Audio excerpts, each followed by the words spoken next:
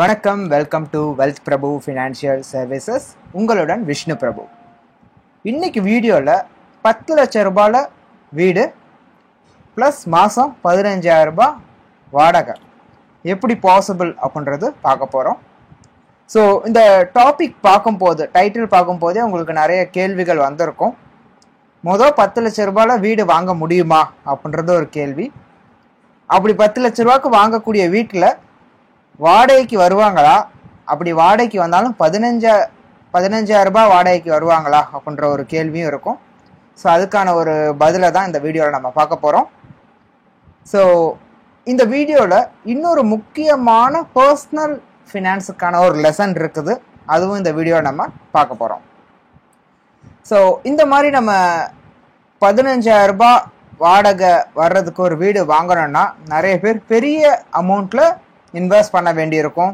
அது சில நேரத்தில் 1 கோடி ரூபாய்க்கு ஒரு வீடு வாங்கினா தான் 15,000 ரூபாய் வாடகை வரும் அப்படின்ற மாதிரியான கண்டிஷன்ஸும் இருக்குது. ஸோ இதெல்லாமே நம்ம இந்த வீடியோவில் டிஸ்கஸ் பண்ணலாம். ஸோ ரீசெண்டாக ஒரு இன்வெஸ்டர் என்கிட்ட பேசியிருந்தார். அவரோட வயசு கிட்டத்தட்ட 40, 2 பெண் குழந்தைகள். ஒரு பொண்ணுக்கு 5 வயசு, ஒரு பொண்ணுக்கு 8 வயசு. ஸோ இப்போ அவருக்கு ஒரு யோசனை என்னென்னா, அவர் இவ்வளோ நாளைக்கு ஒர்க் பண்ணதில் ஒரு 10 லட்ச ரூபாய் சேர்த்து வச்சிருக்கிறாரு.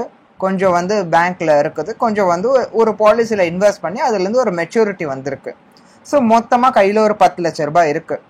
ஸோ இப்போ இவர் என்ன நினைக்கிறாருன்னா, ஒரு லேண்ட் வாங்கி போடலாம் 10 லட்ச ரூபாய்க்கு, கொஞ்ச நாள் கழிச்சுட்டு அதில் வீடு வாங்கிக்கலாம் அப்படின்ட்டு ஒரு யோசனை இருக்குது.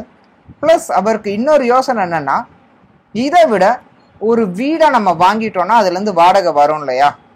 ஸோ ஒரு 35-40 லட்ச ரூபா லோன் போட்டு கூட பரவாயில்ல, ஒரு வீடாக வாங்கிடலாம். நிறைய அப்பார்ட்மெண்ட்ஸ் எல்லாம் இருக்குங்க சார் சென்னையில். ஸோ ஒரு வீடாக கூட நான் வாங்கிடலான்னு நினைக்கிறேன். ஸோ அதுலேருந்து எனக்கு வாடகை மாதம் வரும். ஸோ ரிட்டையர் ஆகிற டைமில் எனக்கு இது சப்போர்ட்டிவாக இருக்கும். இன்னொரு 15-20 வருஷம் கழிச்சு நான் ரிட்டையர் ஆகிட்டேன்னா கூட இந்த வாடகை வருமானம் எனக்கு ஒரு பெரிய சப்போர்ட்டிவாக இருக்கும் அப்படின்னு இவர் என்கிட்ட பேசினார். ஸோ இவரோட தேவைகளை வச்சுட்டு நான் இவருக்கு என்ன மாதிரியான சஜஷன் கொடுத்தேன் அப்படின்றது இந்த வீடியோவில் நம்ம பார்க்கலாம். ஸோ இவர் இருக்கிறது ஆல்ரெடி ஒரு சொந்த வீட்டில் தான் இருக்கார். இவருக்கு வாடகை வருமானம் வேணும் அப்படின்றதுக்காக இன்னொரு வீடு வாங்கணும் அப்படின்னு நினைக்கிறாரு. இவருக்கு வேற கமிட்மெண்ட்ஸ் இருக்குது அப்படின்றதுல நம்ம ரொம்ப தெளிவாக இருக்கணும். ஏன்னா இவரோட மொத்த சேமிப்பும் இவர் இந்த வீடு வாங்குறாரு அப்படின்றப்போ மொத்த சேமிப்பும் அதில் இவர் முதலீடு பண்ண போகிறாரு வீட்டில். ப்ளஸ் ஒரு பெரிய இஎம்ஐ அவர் எடுக்கிறாரு 40 வயசுக்கு மேலே. ஸோ கிட்டத்தட்ட 40 வயசுக்கு மேலே நீங்கள் லோன் எடுக்கிறீங்கனாலே அது ஒரு பெரிய இம்பேக்ட் க்ரியேட் பண்ணும். ப்ளஸ் வீட்டு லோன்றது பெரும்பாலும் பெரிய தொகையை நம்ம எடுக்கிறோம். 30 லட்சம், 50 லட்சம், 1 கோடின்ட்டு பெரிய தொகை எடுக்கிறோம். ஸோ இவர் ஒரு 35-40 லட்சம் எடுக்கிறாருன்னா ஈஸியாக மாதத்துக்கு 30,000 ரூபாய் இஎம்ஐ கட்டணும். ஸோ மாதம் 30,000 ரூபாய் இவருக்கு இதுக்கப்புறம் அடிஷ்னலாக இஎம்ஐ போகும். ப்ளஸ் நமக்கு ஒரு பெரிய கார்பஸ், இது வரைக்கும் இருந்த சேவிங்ஸும் உள்ளே போயிட்டு வீட்டில் இன்வெஸ்ட் பண்ணிடுறோம். ஸோ அப்படி வாங்கக்கூடிய வீட்டுக்கு நம்ம ப்ராப்பர்ட்டி டேக்ஸஸ் இருக்கும், வேறு ஏதாச்சும் மெயின்டெனன்ஸ் ஒர்க்ஸும் பண்ணணும், அண்ட் நம்ம டெனன்ட் மேனேஜ்மெண்ட் பண்ணணும். ஏதோ ஒரு காரணத்துக்காக வாடகைக்கு ஆள் இல்லை அப்படின்னா சில நேரத்தில் வருமான இழப்பு இருக்கும். ஸோ இது எல்லாமே நம்ம அண்டர்ஸ்டாண்ட் பண்ணிக்கிட்டு நம்ம ஒரு பெரிய கார்பஸ் அதில் இன்வெஸ்ட் பண்ணுறோம். அப்படி இருக்கிறப்போ என்ன மாதிரியான ஒரு பெரிய பாதிப்பு நடக்க வாய்ப்பு இருக்குதுன்னா, இன்னைக்கு டேட்டுக்கு பெரும்பாலானோர் பிரைவேட் ஜாப்ல இருக்கும், ஐடி ஜாப்ல இருக்கும். நான் சொல்லக்கூடிய இன்வெஸ்டரும் ஐடியில் ஒர்க் பண்ணுறவர் தான்.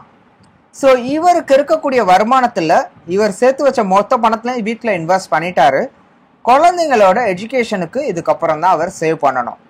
குழந்தைங்களோட வெட்டிங்க்கு, பெண் குழந்தைகளாக இருக்கிறதுனால அதுக்கும் ஒரு தொகை இவர் சேர்த்து வைக்கணும். அண்ட் ரிட்டையர்மெண்ட்டுக்கான பணத்தையும் பெருசாக சேர்த்து வைக்கலை. ஏன்னா இந்த 10 லட்சம் தான் சேர்த்துருக்காரு, அதுவும் இப்போ வீட்டில் இன்வெஸ்ட் பண்ணிட்டாருன்னா ரிட்டையர்மெண்ட்டுக்கும் சேவிங்ஸ் இல்லை, எமர்ஜென்சி ஃபண்டும் இல்லை. ஸோ இந்த மாதிரி டயத்தில் இவர் பெரிய கமிட்மெண்ட் இஎம்ஐயாக எடுத்துக்கிறாரு அப்படின்றப்போ ஏதோ ஒரு காரணத்துக்காக வேலை இல்லாமல் போகும், அந்த மாதிரியான ஒரு நிலைமை வருதுன்றப்போ இது ஒரு பெரிய இம்பேக்ட் க்ரியேட் பண்ணிடும். ஏன்னா மாதம் இஎம்ஐ கட்டி தான் ஆகணும், நம்மளோட ரெகுலர் எக்ஸ்பென்சஸ் தவிர. ப்ளஸ் குழந்தைங்களோட எஜுகேஷனுக்கு போதுமான அளவுக்கு சேர்க்க முடியலை, ஏன்னா பெரிய தொகை இஎம்ஐ போயிடுது. கல்யாணத்துக்கும் சேர்க்க முடியல, ஏதோ ஒரு அவசரம்னா எமர்ஜென்சி ஃபண்ட் இல்லை. இந்த மாதிரியான ஒரு காலகட்டத்தில் நிறைய பேர் அவங்களோட வீட்டை வாங்கின கொஞ்ச காலத்தில் விற்கணும் அப்படின்ற நிலைமைக்கு கூட சில பேர் தள்ளப்படுறாங்க. ஸோ இந்த அளவுக்கு ஒரு பெரிய பாதிப்பை இந்த ஹோம் லோன் கிரியேட் பண்ணுறதுக்கான வாய்ப்புகள் இருக்குது. நீங்கள் சரியான முறையில் பிளான் பண்ணாமல் 40-45 வயசில் போயிட்டு பெரிய ஹோம் லோன் எடுக்கிறீங்க அப்படின்ற பட்சத்தில். அதுக்கு பதிலாக நான் அவருக்கு சொன்ன ஒரு ப்ரப்போசல் என்னன்னா, இப்போ உங்கள்கிட்ட இருக்கக்கூடிய 10 லட்சம் ரூபாவை நீங்கள் இன்வெஸ்ட்மெண்ட் பண்ணிடுங்க, 10 வருஷத்துக்கு நீங்கள் ஹோல்டு பண்ணுங்க, இந்த இஎம்ஐ போடாதீங்க, நீங்கள் ஹோம் லோன் இஎம்ஐ போகாதீங்க. இந்த 30,000 ரூபாய் நீங்கள் இஎம்ஐ போகலான்னு நினைக்கிறீங்க இல்லையா, இந்த 30,000 ரூபாவை ஒரு 10,000 ரூபாய் குழந்தையோட எஜுகேஷனுக்கு, 2 குழந்தைங்களோட எஜுகேஷனுக்காக கொஞ்சம் கொஞ்சமாக இன்வெஸ்ட் பண்ணிகிட்டே வாங்க. உங்களுக்கு இவ்வளோ தொகை சேர்த்துட முடியும் எஜுகேஷனுக்காக. குழந்தைங்களோட கல்யாணத்துக்காக இன்வெஸ்ட் பண்ணிகிட்டே வாங்க, ஒரு கார்பஸ் பில்ட் பண்ண முடியும். இன்னொரு போர்ஷன் உங்கள் ரிட்டையர்மெண்ட்டுக்காக இன்வெஸ்ட் பண்ணிக்கிட்டே வாங்க. இன்னொரு 15-20 வருடங்கள் நீங்கள் ஒர்க் பண்ணுறீங்கன்னா அதுக்காக சேர்த்து வச்சுக்காங்க.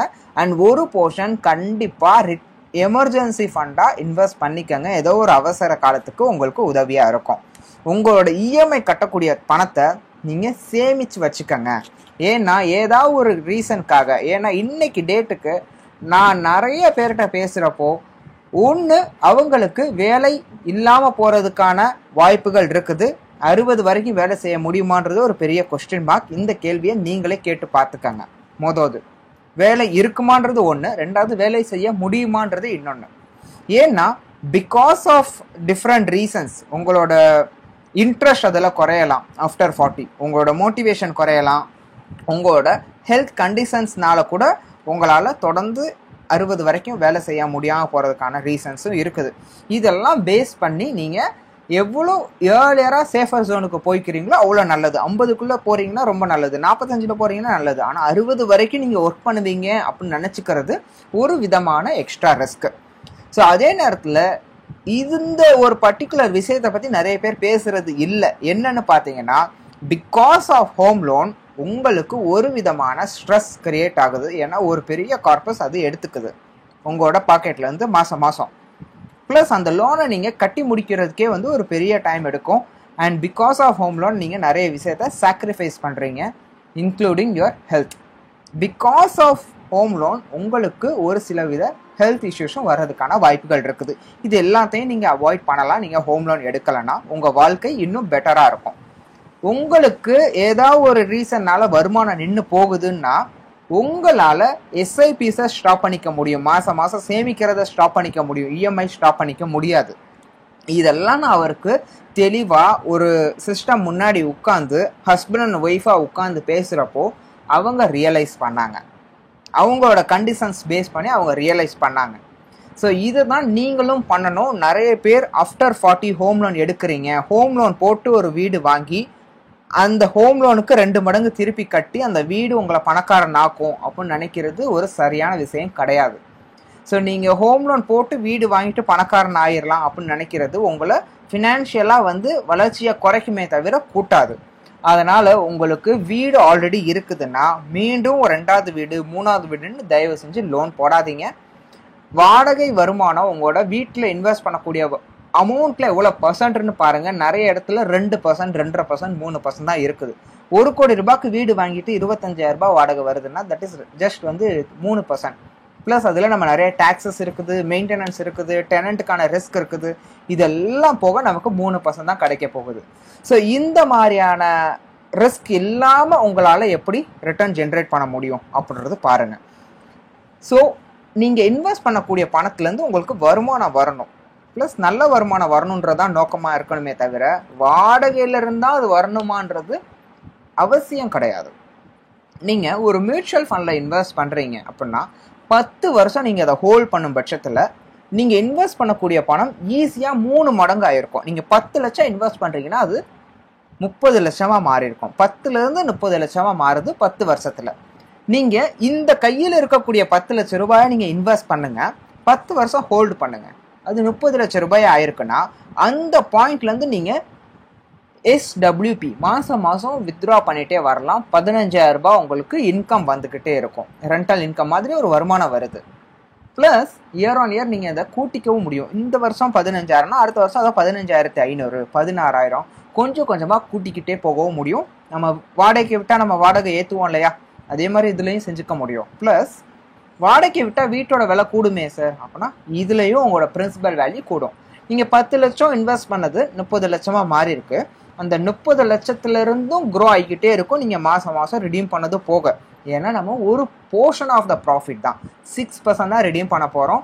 நம்ம ஃபண்டு 10% ரிட்டர்ன் கொடுத்தா கூட ஈஸியாக நம்மளோட பணமும் வளர்ச்சி இருக்குது, வருமானமும் கிடைக்குது, டெனன்ட் ரிஸ்க்கும் கிடையாது, மெயின்டெனன்ஸும் கிடையாது. அண்ட் நீங்கள் இந்த 15,000 ரிடீம் பண்ணும் பட்சத்தில் பெரும்பாலும் நீங்கள் டேக்ஸும் பே பண்ண மாட்டீங்க, உங்களுக்கு டேக்ஸும் வராது.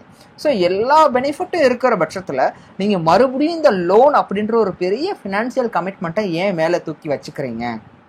அதுக்கு பதிலாக நீங்கள் சேவிங்ஸ் பண்ணிங்கன்னா நீங்கள் லைஃப்பை என்ஜாய் பண்ணலாம், வாழலாம், குழந்தைங்கள நல்லா படிக்க வைக்கலாம், நல்லா கல்யாணம் பண்ணி வைக்கலாம், ப்ளஸ் ஒரு போர்ஷன் உங்கள் ரிட்டையர்மெண்ட்டுக்குன்னு நீங்கள் சேர்த்து வைக்கலாம். நிறைய இன்வெஸ்டர்கிட்ட நான் பேசியிருக்கேன், எனக்கு வாடகை வருதுங்க சார், 10,000 வருது, 20,000 வருது, ஆனால் அந்த வாடகையில் மட்டும் என்னால் வாழ்க்கையை நடத்திட முடியாது, எனக்கு அது போகையும் செலவு இருக்குது, எனக்கு மாதம் 50,000 செலவாகுது, வாடகை 20,000 தான் வருது, இப்போ மீதி 30,000 வேணும் இல்லையா? ஸோ அதனால நீங்கள் இந்த 15,000 இல்லை வீட்டிலேருந்து வாடகை ஒன்று வந்துட்டே இருக்குன்னா கூட you have to build separate retirement fund. Retirement fund இருக்கணும். ஏன்னா வாடகை வருமானம் போதுமான அளவுக்கு இருக்குமான்றது ஒரு விஷயம், ரெண்டாவது எல்லா மாதமும் வருமானது ஒரு விஷயம். ஸோ இந்த மாதிரி பல விஷயங்கள் அதுக்குள்ளே இருக்குது. ஸோ நிறைய பேரோட வாழ்க்கையில் ஒரு ஃபினான்ஷியல் சூசைடாக மாறுது ஹோம் லோன் ஆஃப்டர் 40, ஆஃப்டர் 45.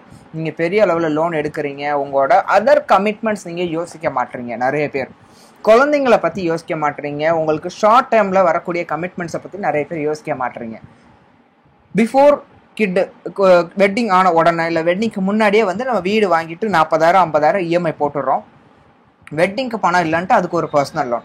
அப்புறம் வெட்டிங் ஆனதுக்கப்புறம் நம்மளோட எக்ஸ்பென்ஸ் கூடியிருது, கட்டக்கூடிய இஎம்ஐ பெரிய கஷ்டமாக மாறிடுது. ஸோ இந்த மாதிரி பல விஷயங்கள் இருக்குது.